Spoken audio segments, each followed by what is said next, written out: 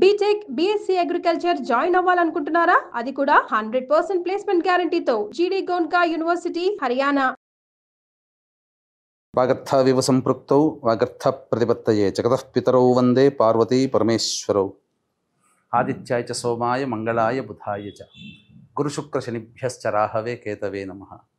శృంగేరి జగద్గురు పీఠాధిపతులకి, కంచి పీఠాధిపతులకి నమస్కారములు తెలియజేసుకుంటూ కార్యక్రమాన్ని ప్రారంభిద్దాం. ద్వాదశ రాశులకు సంబంధించి 1 జూలై నుంచి 15 జూలై వరకు వివిధ రాశుల్లో జన్మించినటువంటి వారికి ఏ విధంగా ఉండబోతుందో తెలుసుకునే ముందు గ్రహ సంచారం గురించి తెలుసుకుందాం.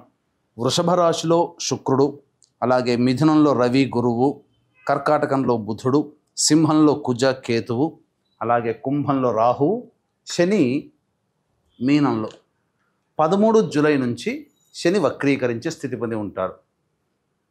అయితే ప్రధానంగా గమనించుకున్నట్లయితే చాలామంది ప్రేక్షకుల్లో ఉన్నటువంటి చాలా సందేహాలు, కొన్ని చెప్పినటువంటి విషయాల్లో కొన్ని మాకు ఫలితాలు సరిపోవట్లేవు అని అంటున్నారు. అంటే దీని అర్థము చాలామంది చూసుకునేటువంటిది సన్ జొడాయిక్ సైన్ ద్వారా చూసుకుంటున్నారు. అంటే ఈ ఉదాహరణకు చెప్తున్నాను, 23 జూలై నుంచి 22 ఆగస్టు మధ్యలో పుట్టినటువంటి వాళ్ళకి లియో సైన్ అని చెప్తారు. కాబట్టి సింహరాశి గురించి చెప్పేటప్పుడు 23 జూలై నుంచి 22 ఆగస్టు మధ్యలో పుట్టిన వాళ్ళు చూసుకుంటున్నారు. అది తప్పు. మీరు జన్మించినటువంటి జన్మ తేదీని అనుసరించి ఒక నక్షత్రము, ఆ నక్షత్రాన్ని అనుసరించి రాశి ఉంటుంది, ఆ రాశి ప్రకారమే మీరు చూసుకోవాలి. ఇది సరైనటువంటి విధానము. కొంతమంది నామ నక్షత్రం చూసుకుంటున్నారు.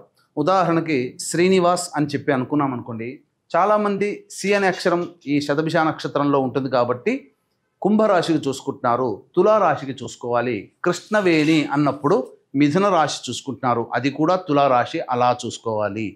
కాబట్టి మనం అనేక విధాలుగా ఈ శాస్త్ర ప్రకారము మనకు ముందుకు వెళ్ళినట్లయితే తప్పకుండా ఆ ఫలితాలు అనేటువంటివి మనకు సరిపోతాయని చెప్పవచ్చు. ఇక ఆలస్యం చేయకుండా వివిధ రాశుల వారికి ఈ 1 జూలై నుంచి 15 జూలై వరకు ఏ విధంగా ఉండబోతుంది, ఆదాయ వ్యయాలు, ఖర్చులు, అలాగే పరిస్థితుల అనుకూలత, ఇవన్నీ కూడా క్లుప్తంగా మనం తెలియజేసుకునే ప్రయత్నం చేద్దాం. ద్వాదశ రాశులలో భాగంగా 8వది అయినటువంటి వృశ్చిక రాశిలో జన్మించినటువంటి వారికి జూలై 1వ తారీఖు నుంచి 15వ తారీఖు వరకు ఏ విధంగా ఉండబోతుందో తెలుసుకునే ప్రయత్నం చేద్దాం. ప్రధానంగా ఈ యొక్క వృశ్చిక రాశి వారికి శుక్రగ్రహ సంచారము అనుకూలంగా లేదు. దాంపత్యుల మధ్య లేదా వ్యాపార భాగస్వాముల మధ్య పొరపచ్చాలు వచ్చే అవకాశం ఉంది. కాబట్టి సంయమనం పాటించండి. ఇతరులతో కానీ లేదా మీ పని కోసం ఇతరులతో ఎవరితో కలిసి పని చేస్తున్నా వారితో మీరు ప్రేమపూర్వకంగా మాట్లాడే ప్రయత్నం చేయండి. వివాదాలకి చాలా మటుకు దూరంగా ఉండే ప్రయత్నం చేయండి. అనవసరంగా తగాదాలు వస్తాయి. ముఖ్యంగా స్త్రీలతో మాట్లాడేటప్పుడు జాగ్రత్తలు పాటించండి. ప్రధానంగా రవి యొక్క సంచార ప్రభావము కూడా అనుకూలముగా లేదు. కావున వృశ్చిక రాశి వారికి కాస్త ఆందోళనకరంగా ఉంటుంది. చేస్తున్నటువంటి వృత్తిలో కానీ, ఉద్యోగంలో కానీ, వ్యాపారంలో కానీ కొంత నష్టములు జరిగే అవకాశం ఉంటుంది. కాబట్టి జాగ్రత్తలు పాటించండి. గురువు కూడా అనుకూలంగా లేడు. ఈ కారణం చేత ధనాన్ని కోల్పోయే అవకాశం ఉంటుంది. లేదా మీ దగ్గర ఉన్నటువంటి ధనాన్ని ఎవరైనా అప్పుగా అడిగితే ఇవ్వకండి, అది మళ్ళీ తిరిగి రాదు. సమయము, గ్రహాలు అనుకూలంగా లేవు. ఇక చూసుకున్నట్లయితే బుధుడు కూడా అనుకూలంగా లేడు. తండ్రి తరపు వారితో విభేదాలు వచ్చే అవకాశం ఉంటుంది. సౌఖ్యము తక్కువగా ఉంటుంది. ఏ పని చేసినా కలిసి రాకపోవడం, ముఖ్యంగా వ్యాపార విస్తరణ లేదా పెట్టుబడులకి ఈ సమయం అనుకూలంగా లేదు. కాబట్టి వృశ్చిక రాశి వారికి జాగ్రత్తలు పాటించండి. బుధుడు కూడా అనుకూలంగా లేడు. ఇక మూలిగే నక్క మీద తాటిపండు పడ్డట్టుగా ఈ కుజకేతువులు కూడా దశమ స్థానంలో సంచార ప్రభావము. ఇది ప్రధానంగా మీకు కోపతాపాలని తెచ్చిపెట్టే అవకాశం ఉంటుంది. అనవసరంగా చిన్న విషయానికి కూడా ఎక్కువగా రియాక్ట్ అవ్వడము, తద్వారా చాలా మటుకు సమస్యలు కొని తెచ్చుకుంటారు. ఉద్యోగములో ఈ కుజకేతు గ్రహ సంచార ప్రభావం వలన ఉద్యోగ భద్రత అనేటువంటిది ఉండదు. నిరుద్యోగస్తులు జాగ్రత్తగా ఉండాలి.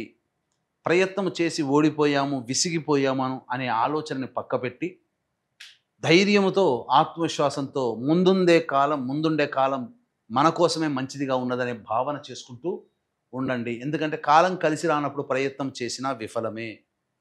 అలాగే చూసుకున్నట్లయితే రాహు కూడా చతుర్థ స్థానంలో స్థితి పొంది ఉండడం, ఇది కూడా అంత యోగదాయకమైనటువంటి పరిస్థితి కాదు. కాబట్టి శని భగవానుడు చూసుకున్న పంచమ స్థానంలో శని సంచారం చేస్తున్నప్పటికీ కూడా 13వ తారీఖు నుంచి వక్రీకరించినటువంటి శని ప్రభావము చేత, అంటే దాదాపుగా 9వ తారీఖు నుంచి దీని ప్రభావం మొదలవుతుంది. శని కూడాను అర్ధాష్టమ శని ప్రభావాన్ని కలగచేస్తాడు. వృశ్చిక రాశి వారికి అర్ధాష్టమ శని దోషం పోయింది అని అనుకుంటారు.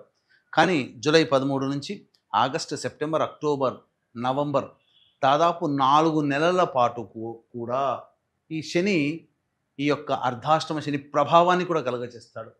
ఏతావాత చెప్పొచ్చేది ఏమిటంటే, అసలు ఎటు చూసినా ఈ వృశ్చిక రాశి వారికి ఈ జూలై 1 నుంచి 15వ తారీఖు వరకు గ్రహాలు అనుకూలంగా లేవండి. కాబట్టి జాగ్రత్తలు పాటించండి. ఈ సమయంలో మీ జాతకరీత్యా సమయం అనుకూలంగా లేదు, గోచార రీత్యా. కాబట్టి ఎటువంటి నిర్ణయాలు తీసుకోకపోవడమే చాలా మంచిది. జాతకంలో ఎంతో గొప్ప యోగం ఉంటే తప్ప సాధారణంగా ఉండదు. ఇక సాధారణంగా ఉన్నటువంటి వ్యక్తుల పరిస్థితి గోచారం కూడా అనుకూలంగా లేని కారణం చేత జాగ్రత్తలు పాటించాలి. నవగ్రహాల యొక్క అనుగ్రహం సంపూర్ణంగా పాటించాలి. ఇక ఈ రాశిలో జన్మించినటువంటి మహిళలు ప్రధానంగా తమ గౌరవాన్ని కోల్పోతారు. మిమ్మల్ని గౌరవించిన చోటే అవమానాలు ఎదుర్కోవాల్సినటువంటి పరిస్థితి ఎదురవుతుంది. ముఖ్యంగా ధనపరంగా సమస్యలు, అప్పు తీసుకున్న వాళ్ళు మళ్ళీ తిరిగి అప్పు ఇచ్చేటువంటి పరిస్థితి ఉండదు. వృధా కాలయాపన, మీ శ్రమ వృధా అవుతుంది తప్ప స్త్రీలకి ఎటువంటి ఉపయోగము ఈ యొక్క రాశిలో జన్మించినటువంటి వాళ్ళకి 1వ తారీఖు నుంచి 15వ తారీఖు వరకు లేదు. కాబట్టి ఏతావాత చెప్పొచ్చేది ఏమిటంటే, ప్రధానంగా ఈ యొక్క రాశిలో జన్మించినటువంటి యువతీ యువకులకి వివాహ ప్రయత్నాల్లో ఆటంకాలు ఎదురవుతాయి. కాలం అనుకూలంగా లేదు. కాబట్టి మంచి సమయం కోసం వేచి చూడండి. సంతానపరంగా అనుకున్న గురువు కూడా అనుకూలంగా లేని కారణం, సంతాన స్థానం మీద ఈ కుజగ్రహ వీక్షణ ఉండడం, ఈ కారణం చేత గర్భధారణ కలిగినటువంటి మహిళలు వైద్యుల యొక్క సలహాలు, సూచనలు పాటించాలి. లేకపోతే ఇబ్బందికర పరిస్థితులు ఎదుర్కోవాల్సినటువంటి పరిస్థితి. అయితే కొత్తగా వివాహమైనటువంటి వాళ్ళు ఈ సంబంధించినటువంటి సంతానానికి సంబంధించినటువంటి ప్రయత్నాలు మానుకోవడమే చాలా మంచిది. ఇక అన్ని విధాలుగా చూసుకుంటే ఏ గ్రహం కూడా అనుకూలంగా లేని కారణం చేత ధైర్యంగా ముందడుగు వేస్తూ దేవతా అనుగ్రహాన్ని పొందే ప్రయత్నం చేయాలి. ఇక్కడ గుర్తుపెట్టుకోవాలి, గ్రహాలు అనుకూలంగా లేనప్పుడు దేవతానుగ్రహాన్ని పొందితే గ్రహాలన్నీ కూడాను అనుకూలంగా ఉంటాయి. అట్లీస్ట్ చెప్పాలి అని అంటే ఇచ్చే అశుభ ఫలితాల శాతం తగ్గుతుంది. తద్వారా చాలా మటుకు బయటపడతారు. ఈ దైవానుగ్రహాన్ని అందరికీ అందించాలనేటువంటి ఒక సదుద్దేశంతో ఈ ఆషాఢమాసం నవరాత్రుల సందర్భంగా మీ జాతకరీత్యా కలుగు విద్య, వివాహ, ఉద్యోగ, దాంపత్య, అనారోగ్య సమస్యల నివారణకి, అలాగే ఉద్యోగ సమస్యలు, శత్రు సమస్యలు, కోర్టు సమస్యలు, గృహ సమస్యల నివారణకి 9 వారాహి దేవతల యొక్క హోమాలతో పాటుగా మేష, మిథున, కర్కాటక, సింహ, కన్య, వృశ్చిక, ధనస్సు, కుంభ, మీన రాశుల్లో జన్మించినటువంటి వారికి శనిదోష పరిహారార్థమై శనీశ్వర హోమాలు అనేటువంటివి జూలై 5వ తారీఖు రోజున సాయంత్రం 7 గంటలకి ప్రారంభమవుతాయి. కావున జూలై 5 సాయంత్రం 5 గంటల లోపల గోత్రనామాలు నమోదు చేసుకోవచ్చు. ఈ కార్యక్రమంలో నమోదు చేసుకున్నటువంటి వారికి శక్తిపాతము చేయబడినటువంటి శంకరంగలి మాలని మీకు ఇవ్వడం జరుగుతుంది. ఇక జూలై 1వ తారీఖు నుంచి 15వ తారీఖు వరకు రోజువారీ కార్యక్రమాల్లో ఏ విధంగా ఉండబోతుందో తెలుసుకుందాం.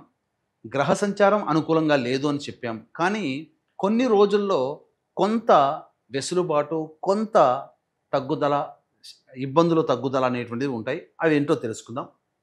1వ తారీఖు రోజున 2, 3 తారీఖుల్లో చేస్తున్నటువంటి వృత్తి, ఉద్యోగ, వ్యాపారాల్లో కాస్త ఉపశమనం లభిస్తుంది. ధనపరమైనటువంటి సమస్యలు తీరుతాయి. ధనాదాయం ఉంటుంది. సమస్యల్ని పరిష్కరించుకోగలుగుతారు. 4, 5, 6 తేదీలలో వృధా కాలయాపన, అనవసరమైనటువంటి ప్రయాణాలు, ప్రతి ప్రయత్నంలో ఆటంకాలు, నిద్ర పట్టకపోవడము, సరైనటువంటి సమయానికి భోజనం చేయలేకపోవడం, అలాగే పీడకలలు వస్తూ ఉండడము, ఖర్చులు అధికంగా ఉండడం అనేటువంటివి సాధారణంగా జరుగుతాయి. ఇది గుర్తుపెట్టుకోండి. 7, 8 తారీఖుల్లో పెండింగ్లో ఉన్నటువంటి పనులను పూర్తి చేసుకుంటారు. ముఖ్యంగా ఈ సంబంధించినటువంటి విందులు వినోదాల్లో పాల్గొంటారు. పాత మిత్రులను కలుసుకుంటారు. ధనపరమైన సమస్యలు తీర్చుకుంటారు. ఇక 9, 10, 11 తేదీల్లో కుటుంబ సభ్యులతో వాగ్వివాదాలు జరుగుతాయి. అనవసరమైనటువంటి ఖర్చులు పెడతారు. ఎలక్ట్రిక్ వస్తువుల్ని కోల్పోవడం, విలువైనటువంటి బంగారు ఆభరణాలు లాంటివి కోల్పోవడం అనేటువంటి జరుగుతుంది. కాబట్టి జాగ్రత్తలు పాటించండి. ఇంట్లో చోరీకి గురయ్యే అవకాశాలు ఎక్కువగా ఉంటాయి. 12, 13 తేదీల్లో సోదర సోదరిమణుల యొక్క సహాయ సహకారాలతో మీ పనులన్నీ కూడా పూర్తి చేసుకుంటారు. అలాగే రావాల్సినటువంటి రాని బాకీలు కొంత వసూలు అవుతాయి. ధనాదాయం చాలా చక్కగా ఉంటుందని చెప్పవచ్చు. ఇక 14, 15 తేదీల్లో వాహనాన్ని నడిపేటప్పుడు జాగ్రత్తలు పాటించాలి. మీ ఆరోగ్యం పట్ల శ్రద్ధ వహించాలి. తల్లిగారి ఆరోగ్యం పట్ల కూడా శ్రద్ధ వహించాలి. అలాగే గృహోపకరణాలకి, వాహన మరమ్మతులకి ఎక్కువగా ఖర్చులు చేయాల్సినటువంటి పరిస్థితి వస్తుంది. తర్వాత చెప్పొచ్చేది ఏమిటంటే 4, 5, 6, 14, 15 తేదీల్లో మీరు ఖర్చుల్ని అదుపులో పెట్టుకోండి. మిగతా అన్ని విషయాల్లో సాధారణంగా ఉంటాయని చెప్పవచ్చు. ఇంతకుముందు చెప్పుకున్నట్టుగా 9 గ్రహాలు అనుకూలంగా లేని కారణం చేత ప్రతిరోజు శివాలయంలోని నవగ్రహాల చుట్టూ శివాయ నమః అంటూ 27 ప్రదక్షిణలు చేసి ఆ ఈశ్వరుడికి గంధాన్ని లేపనంగా పెట్టండి. మీ సమస్య చాలా మటుకు తగ్గుముఖం పడుతుంది. ఇప్పుడు చెప్పినటువంటి సమస్యల కంటే ఇంకా ఎక్కువగా సమస్యలతో మీరు సతమతమవుతున్నట్లయితే దగ్గరలోని మంచి ఉపాసనా పరులైనటువంటి జ్యోతిష్యులను సంప్రదించి వారి సలహాలు సూచనలు పాటించండి. మరింత మెరుగైన జీవితాన్ని పొందుతారని తెలియజేస్తూ సర్వం శ్రీ ఉమామహేశ్వర పరబ్రహ్మార్పణమస్తు.